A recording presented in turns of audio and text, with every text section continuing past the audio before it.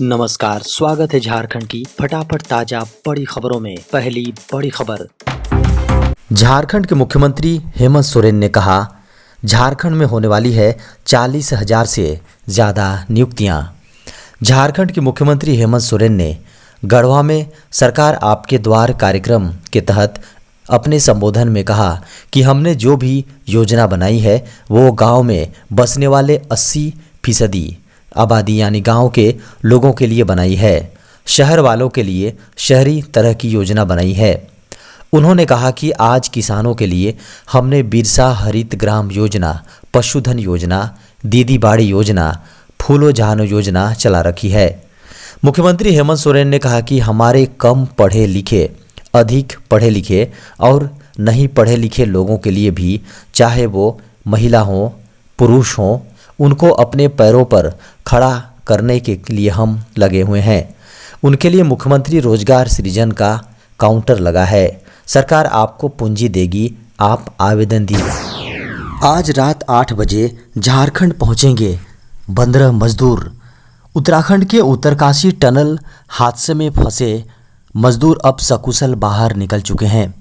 इस भयंकर हादसे के शिकार झारखंड के 15 मजदूर हुए थे, जिसमें झारखंड की राजधानी रांची के 3 मजदूर भी शामिल हैं। मीडिया की खबरों को माने तो अब इन सभी को झारखंड लाया जाएगा। झारखंड सरकार ने इसकी तैयारी पूरी कर ली है। सभी 15 मजदूरों के साथ उनसे मिलने गए 12 परिजन भी साथ लौटेंगे। सभी देर शाम आज 8 बजे बिरसा मुंडा एयरपोर्ट पहुंचेंगे। यहां से सभी को उनके गंतव्य तक भेजा जाएगा। बता दें कि सभी मजदूर और उनके परिजन दिल्ली से इंडिगो की फ्लाइट से रांची लौटेंगे। बता दें कि झारखंड के मुख्यमंत्री हेमंत सोरेन के निर्देश पर जेएफआईटी सीओ में श्रम नियोजन एवं प्रशिक्षण विभाग के 2 पदाधिकारियों को जिम्मेदारी दी गई है।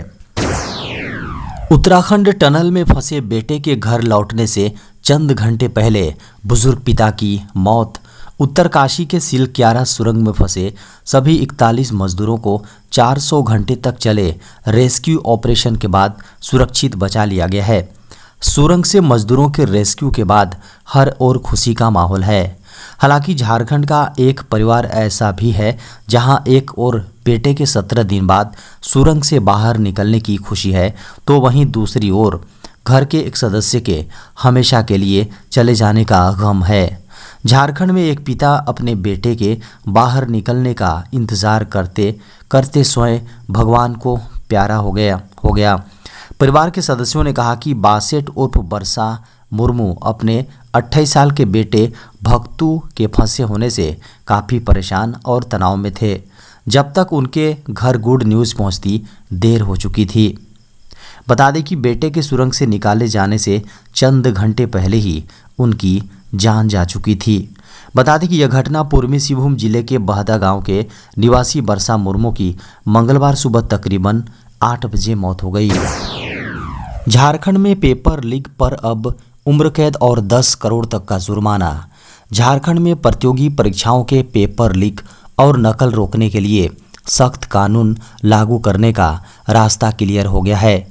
झारखंड के राज्यपाल सीपी राधाकृष्णन ने विधानसभा से बीते अगस्त महीने में पारित विधेयक को मंजूरी दे दी है। झारखंड सरकार द्वारा अधिसूचना जारी होते ही यह कानून का रूप ले लेगा। इस कानून में प्रतियोगी परीक्षाओं के पेपर लीक करने पर कम से कम 10 साल और अधिकतम आजीवन कारावास की सजा से लेकर 10 करोड़ रुपए तक का जुर्माना लगाने जैसे सख्त प्रावधान किए गए हैं। बता दें कि इस विधेयक को लेकर विधानसभा में जबरदस्त हंगामा हुआ था। विपक्ष के विधायकों ने इसकी प्रतियां फाड़ दी थीं और बीजेपी ने इसे काला कानून की संज्ञा दी थी। विपक्ष के विधायकों के बहिष्कार के बीच यह विधेयक पारित किया गया था। झारखंड के मुख्यमंत्री हेमंत सोरेन का बड़ा ऐलान, आने वाली है जेपीएससी की 11वीं वैकेंसी। झारखंड की हेमंत सोरेन सरकार बहुत जल्द झारखंड लोक सेवा आयोग के माध्यम से वैकेंसी निकालने वाली है। बता दें कि झारखंड के मुख्यमंत्री हेमंत सोरेन ने इसको लेकर स्वयं ऐलान किया है। दरअसल 29 नवंबर को सिमडेगा में सरकार आपके द्वार कार्यक्रम में जनसभा को संबोधित करते हुए मुख्यमंत्री हेमंत सोरेन ने ऐलान किया कि सरकार बहुत जल्द जेपीएससी की वैकेंसी निकालने वाली है। 11वीं जेपीएससी परीक्षा की तैयारी कर रहे झारखंडी युवाओं के लिए बड़ी खबर है। 7वीं से 10वीं जेपीएससी परीक्षा का रिजल्ट जारी होने के बाद लंबे समय से अगली परीक्षा का इंतजार कर रहे अभ्यर्थियों के लिए बड़ी खुशखबरी है। बता दें कि 7वीं से 10वीं जेपीएससी परीक्षा का परिणाम इसी मई 2022 महीने में ही जारी कर दिया गया था।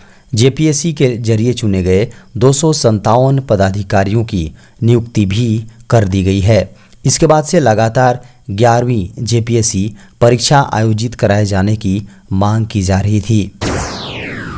झारखंड में सड़क दुर्घटनाएं बढ़ी, लेकिन बढ़ने की रफ्तार घटी। झारखंड में वर्ष 2021-22 और 2022-23 के जनवरी से सितंबर तक की सड़क दुर्घटनाओं के आंकड़ों का तुलनात्मक आकलन किया गया है। बता दें कि अपर पुलिस महानिदेशक अभियान की ओर से दिए गए आकलन में यह तथ्य सामने आया है कि वर्ष 2021-22 में सड़क दुर्घटनाओं की संख्या में वृद्धि का प्रतिशत 10.50 था, जो कि वर्ष 2022-23 में घटकर 5.44% हो गया है। वर्ष 2021-22 के शुरुआती 9 महीनों के दौरान सड़क दुर्घटना में मृत्यु की संख्या में वृद्धि का प्रतिशत 11.14 रहा, जबकि 2022-23 में यह घटकर 6% हो गया है। ये आंकड़े अपर पुलिस महानिदेशक संजय आनंद राव लाटकर की अध्यक्षता में सड़क सुरक्षा की बैठक में रखे गए। इसमें नोडल पदाधिकारी पुलिस उप महानिरीक्षक सड़क सुरक्षा कोषांग भी मौजूद रहे। बता दें कि ऑनलाइन माध्यम से हुई इस बैठक के दौरान पुलिस महानिरीक्षक पलामू प्रक्षेत्र, सभी डीआईजी, एसपी, एसएसपी, एसपी यातायात ऑनलाइन जुड़े थे। यहाँ एनआईओएस से 18 महीने का डीएलएड करने वालों को केवीएस नहीं देगी नौकरी। National institute of open schooling यानी एनआईओएस से 18 महीने का डीएलएड करने वालों को केंद्रीय विद्यालय संगठन ने नियुक्ति पत्र देने से रोक दी है। केवीएस ने यह निर्णय सुप्रीम कोर्ट की ओर से आदेश के बाद लिया है। केंद्रीय विद्यालय संगठन की ओर से बिहार के 53 केंद्रीय विद्यालयों में 97 प्राथमिक शिक्षकों की नियुक्तियां होनी है। इन नियुक्तियों के लिए ज्वाइनिंग लेटर 30 नवंबर को हुए रोजगार मेले में दिया जाना था। 97 में से 26 कैंडिडेट को नियुक्ति पत्र नहीं मिला। ये वही उम्मीदवार हैं जिन्होंने 18 महीने का डीएलएड किया है। केवीएस बिहार क्षेत्रीय कार्यालय के हवाले से जहां मीडिया की खबरों को माने तो 18 महीने का डीएलएड करने वालों को तब तक नियुक्ति पत्र नहीं दिया जाएगा जब तक आगे से कोई आदेश नहीं आता है। बता दें कि एनआईओएस की ओर से साल 2017 में यह कोर्स करवाया गया था। आंकड़ों को माने तो बिहार में 2,85,000 शिक्षकों ने यह कोर्स किया है। कोर्स करने वाले उम्मीदवारों में 2 लाख प्राइवेट और 85,000 सरकारी विद्यालय के शिक्षक हैं। महिला किसान ड्रोन और जन औषधि केंद्रों की संख्या बढ़ाने की परियोजना शुरू। प्रधानमंत्री नरेंद्र मोदी ने गुरुवार को प्रधानमंत्री महिला किसान ड्रोन केंद्र के साथ ही देश में जन औषधि केंद्रों की संख्या 10,000 से बढ़ाकर 25,000 करने की परियोजना की शुरुआत कर दी है। मोदी ने वीडियो कॉन्फ्रेंसिंग के माध्यम से विकसित भारत संकल्प यात्रा के लाभार्थियों के साथ बातचीत करने के कार्यक्रम में भाग लिया। कार्यक्रम के दौरान उन्होंने झारखंड के देवघर में 10,000वें जन औषधि केंद्र को जनता के लिए समर्पित किया। पीएम मोदी ने कहा, अच्छी दवाई और सस्ती दवाई ये बहुत बड़ी सेवा है। जितने लोग मुझे सुन रहे हैं उनसे मेरा आग्रह है कि जन औषधि केंद्र के बारे में लोगों को बताइए। दवाइयाँ, जी हाँ, दवाइयों पर जो खर्चा पहले 12-13 हज़ार का होता था वह जन औषधि केंद्र की वजह से केवल 2-3 हज़ार का हो रहा है, यानी 10,000 रुपये आपकी जेब में बच रहे हैं। उन्होंने कहा कि जब ड्रोन चलाने के लिए प्रशिक्षण देने की शुरुआत की गई तो इस योजना को लेकर बहुत से लोगों ने संदेह जताया था। रमन अम्मा जैसी महिलाओं ने साबित कर दिया कि ड्रोन कृषि में तकनीक के दायरे से आगे बढ़कर महिला सशक्तिकरण का भी एक प्रतीक बनकर उभरेगा।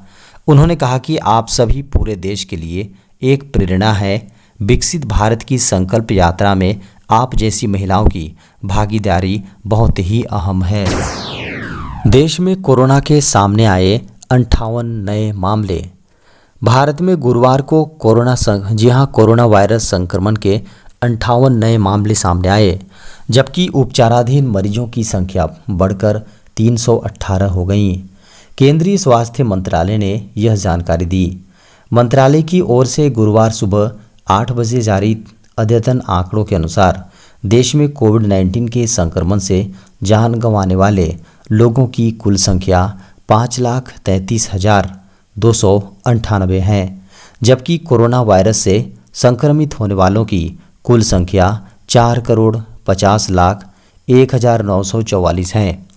मंत्रालय की वेबसाइट के अनुसार संक्रमण से रिकवर होने वाले लोगों की कुल संख्या बढ़कर 4,44,68,328 हो गई है।